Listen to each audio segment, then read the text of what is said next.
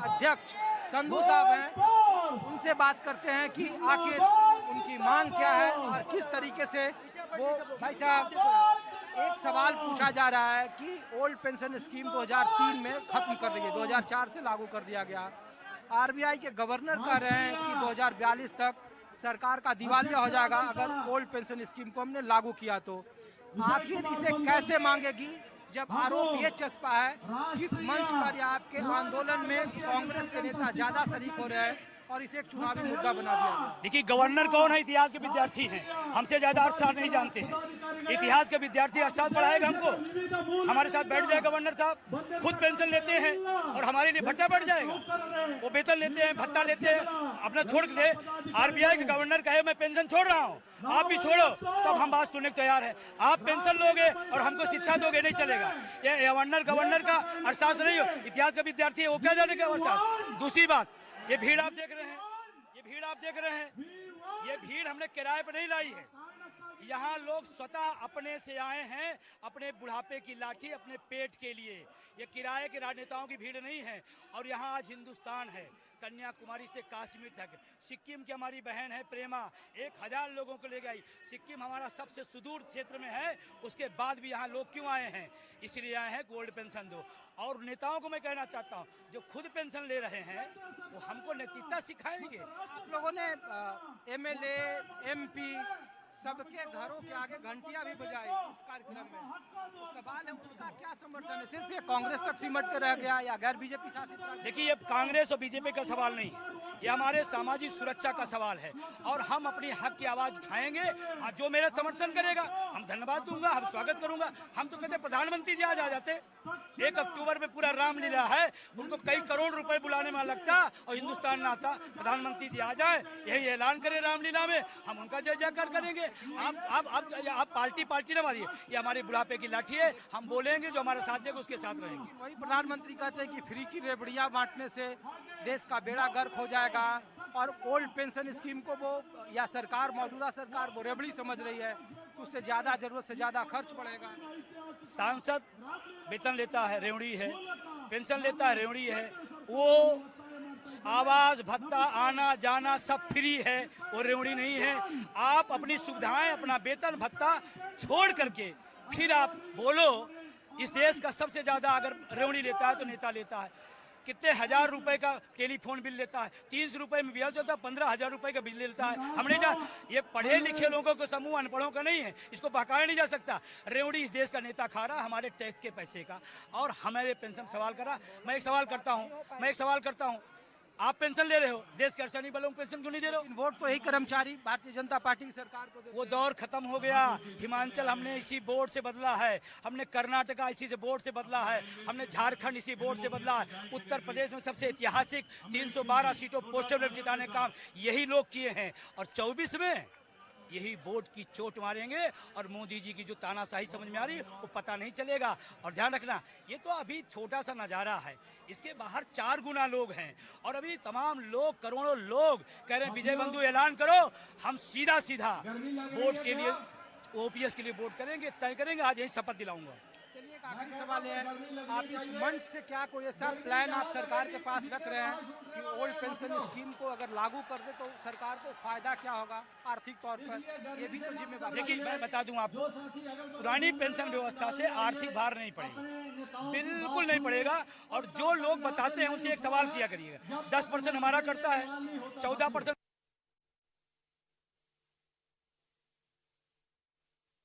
Old pension scheme की मांग को लेकर दिल्ली के रामलीला मैदान में पेंशन संघनाद रैली का आयोजन किया गया है। तस्वीरें सामने की देख लीजिए, पूरा रामलीला मैदान ठसाठस पटा पड़ा है। देश का ऐसा कोई राज्य नहीं है जहां से कर्मचारियों की बड़ी तादाद यहां पे नहीं आई है। 18,000 किलोमीटर की यात्रा ओल्ड पेंशन स्कीम को बहाल करने के लिए, जो national movement for old pension scheme, जो NMOPS का जो संस्था है, उसके तत्वावधान में ये रैली का आयोजन है, जहां पे पुरानी पेंशन स्कीम योजना को लागू करने का लक्ष्य है।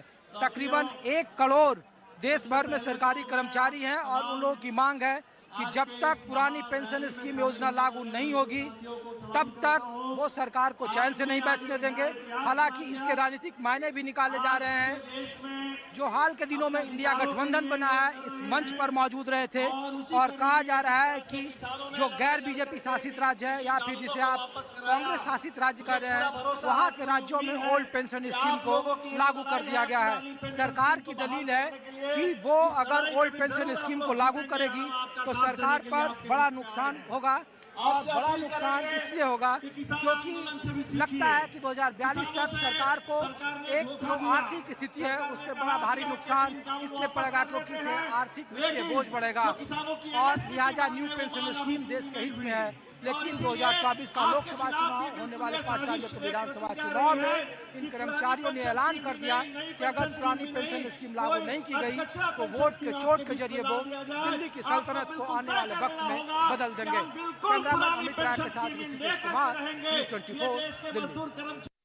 दिल्ली के रामलीला मैदान का ये शंखनाद पुरानी पेंशन स्कीम की मांग को लेकर है। देश भर के अलग अलग राज्यों के तमाम कर्मचारी यहाँ पे लाखों की तादाद में मौजूद हैं और पुरानी पेंशन स्कीम को लागू करने के लिए इस तपती धूप में जमे हैं।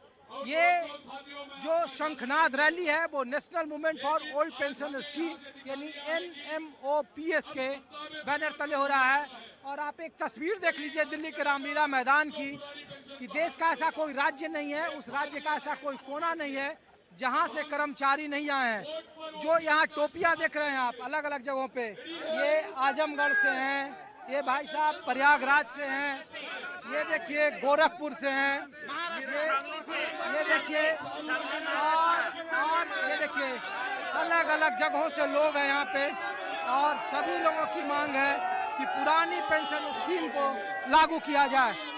और ये पूरी टोपी आप देखिए कि अलग अलग जगहों से अलग अलग लोग हैं, महिलाएं हैं यहाँ पे बड़ी तादाद में, और लोग अपनी मांगों को लेकर चले। आप लोग कहाँ से हैं?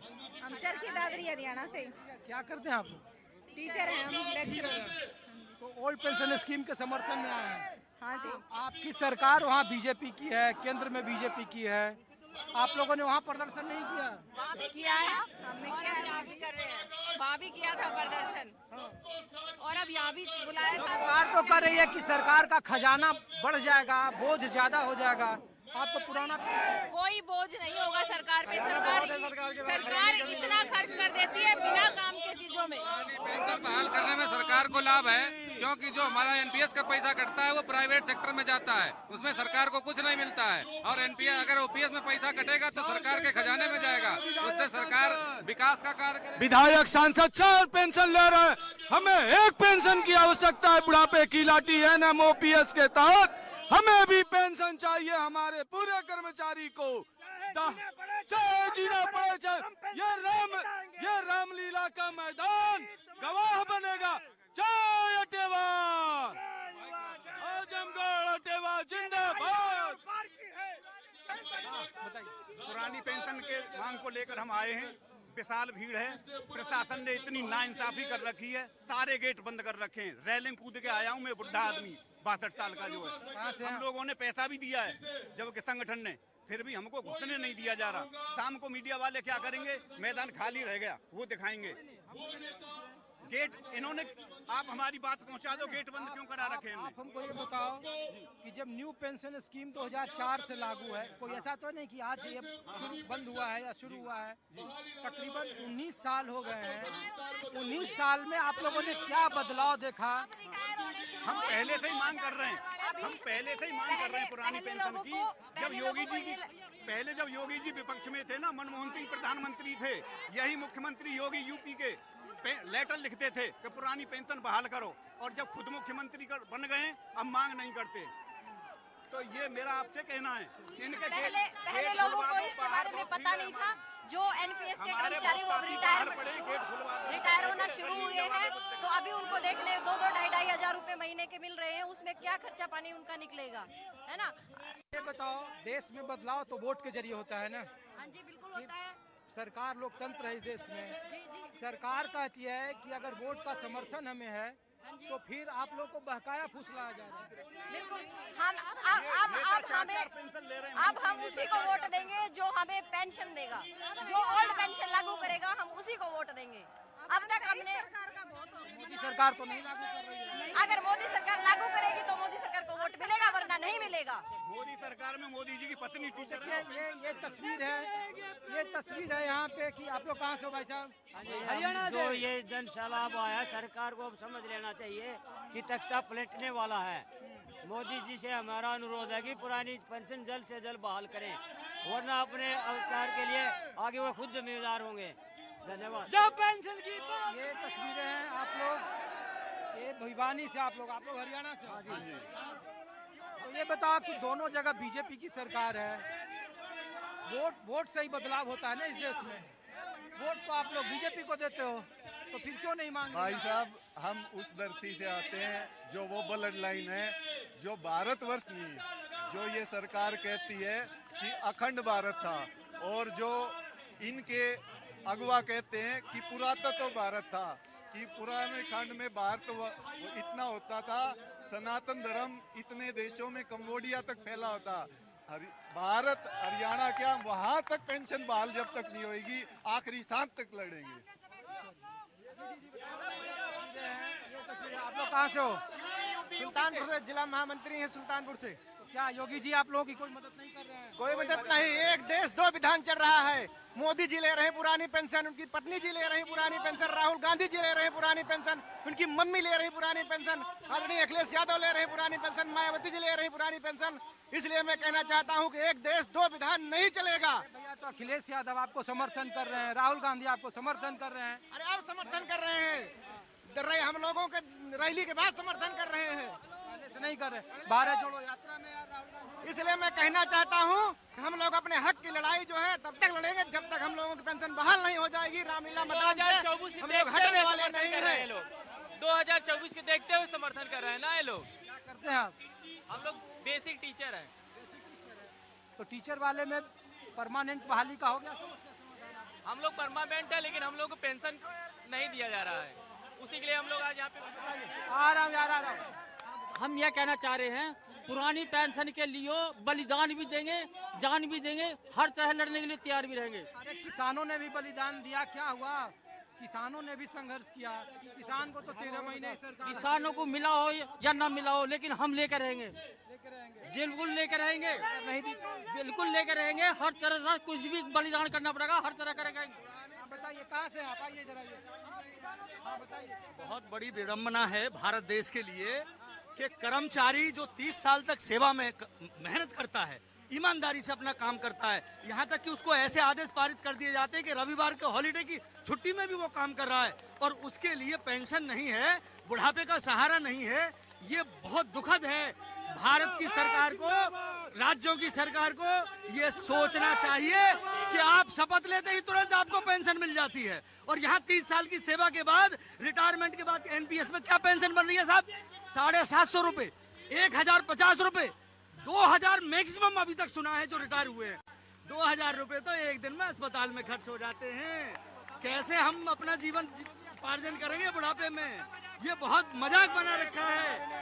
हम तो एक बात कहते हैं कि भाई ये अंग्रेजों के समय से, यानी ईस्ट इंडिया कंपनी जब आई थी उसके बाद से मुगल शासन में भी ओल्ड पेंशन स्कीम यानी पेंशन मिलती थी राजा महाराजाओं को भी, हमारी छीन ली गई है। सरकार आत्मनिर्भर भारत की ओर बढ़ रही है, आत्मनिर्भरता सरकार। ठीक कह रहे हैं आपने सही बात की। आत्मनिर्भरता, आज बेरोजगार युवा जो है क्रोधित है पूरी तरह से, नौकरी नहीं मिली पिछले 5-7 साल से, जो रिकॉर्ड देखा जाए। जो मोदी जी ने कहा था कि इतने करोड़ रोजगार देंगे, आज पढ़ा लिखा युवा धरती पर आ गया है, सड़क पर आ गया है, क्रोधित है। वो ये जानता है कि ये स्वावलंबी ऐसे नहीं बना सकते कि बैंक से लोन लिया जाए और उसके बाद कोई कार्य किया जाए। मान लिया कार्य असफल हो गया तो वो लोन कैसे चुकाएगा? इतने सक्षम हर कोई तो है नहीं कि वो अपना व्यवसाय कर ले। 24 में क्या होगा? सरकार कह रही है कि इन्हीं कर्मचारियों का समर्थन है, आप लोगों को बहलाया फुसलाया जा रहा है। कोई बहलाया फुसला नहीं जा रहा। हमारे नेता नहीं है, ये नेता नहीं है, ये कोई पॉलिटिक्स नहीं है, पार्टी नहीं है, ये हमारा रोजी रोटी के लिए एक संगठन है, और जिस दिन ये मांग पूरी हो जाएगी संगठन खत्म है।